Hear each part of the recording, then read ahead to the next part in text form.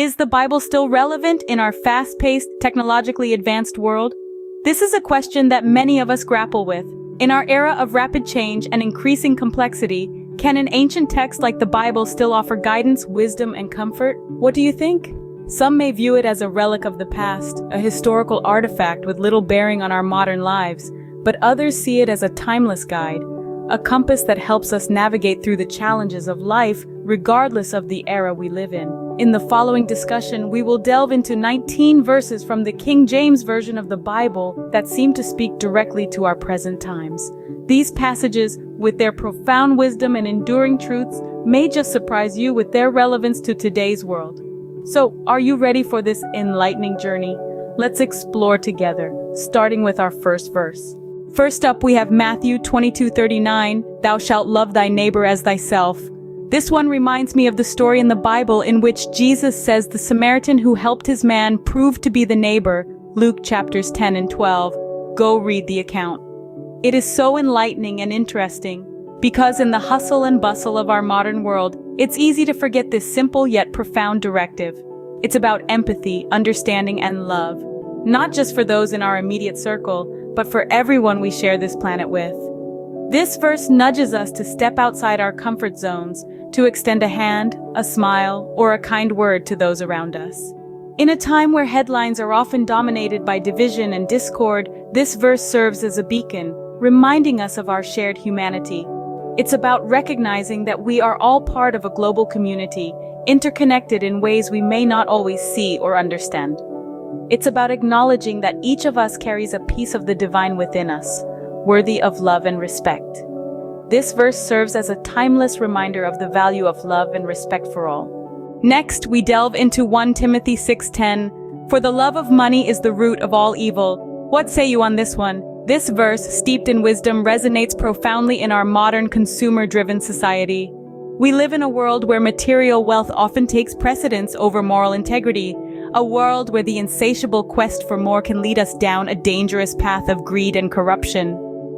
This isn't to say that money in itself is evil. No, it's the love of money, the obsession with it, that leads to moral decay. Remember the rich young ruler? He could not separate himself from the money when it really came time to decide which side of the fence to sit on. He gave up eternal life for a measly 70. When we place material wealth above all else, we run the risk of compromising our values, our relationships, and our very souls. But the wisdom of the Bible offers us a different perspective. It encourages us to reassess our priorities, to place greater value on moral integrity and ethical conduct, because in the grand scheme of things, it's not what we have, but who we allow to dwell in us. Our bodies are the temple of God. This is truly the crux of the matter at the end of the day. This verse encourages us to reassess our priorities and value ethics over material wealth. Our next verse is Matthew 7:7. "Seek and ye shall find."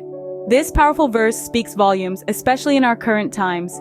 We live in an era of information overload where answers are often just a click away. But are we truly seeking? Or the right question is, what are we seeking?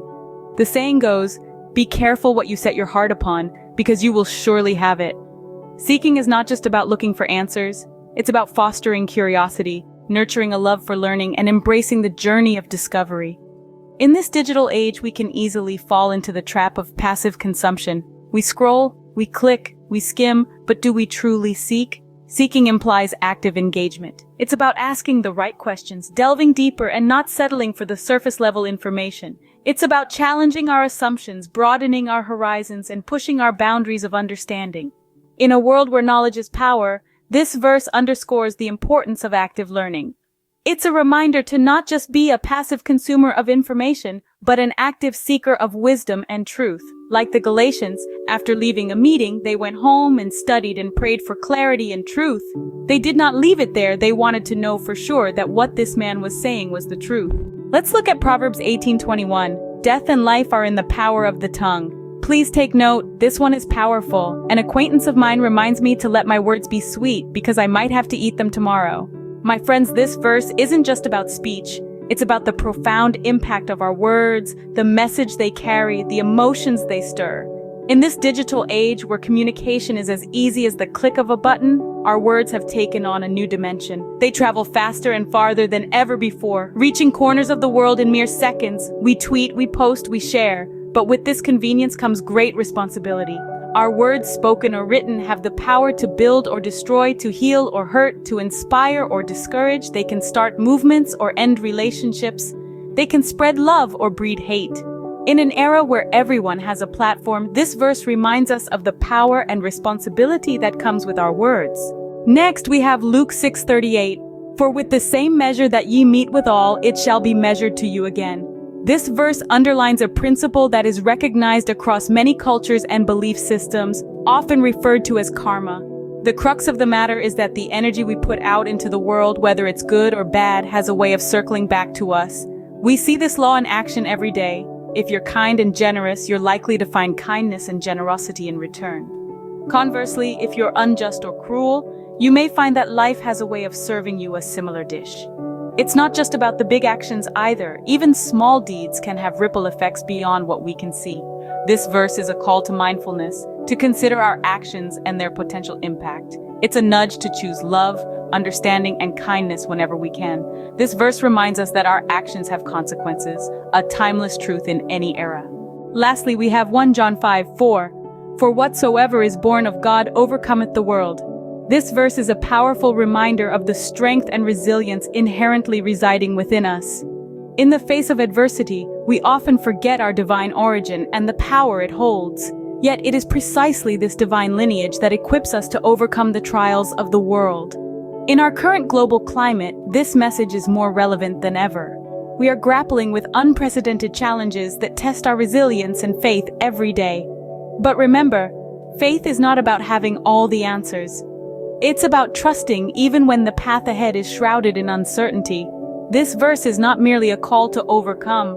It's an affirmation that we already possess the strength to do so. It's a beacon of hope, illuminating the path towards resilience and faith in the face of adversity. In a time of global challenges, this verse reinforces the power of resilience and faith. And we've journeyed through 7 thought-provoking verses, but what does it all mean for us today?